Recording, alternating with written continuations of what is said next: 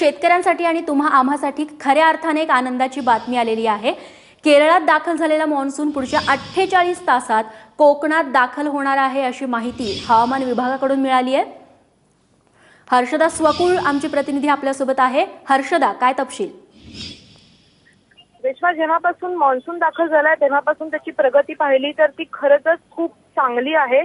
आज सुद्धा मॉन्सून समाधानकारक पुढे सरकला आहे आणि तो आता आहे सध्या दक्षिण कर्नाटकच्या दक्षिण पश्चिम किनारपट्टीवर कोस्टल कर्नाटक सगळं त्यांनी कव्हर केलाय आणि आता हवामान विभागाच्या म्हणण्याप्रमाणे पुढच्या 48 तासात गोवा आणि कोकणातला काही भाग, तळ कोकणातला भाग हा मॉन्सून कव्हर करू शकतो। अर्थात सध्या प्रगती इतकी समाधानकारक आहे की कदाचित 24 तासात सुद्धा, पुढच्या 24 तासात सुद्धा तळ कोकणापर्यंत मॉन्सून सरकू शकतो आणि त्यामुळे आपण आशा करूयात की लवकरात लवकर पुढच्या 24 तासातच तो महाराष्ट्रात येऊन धडकेल।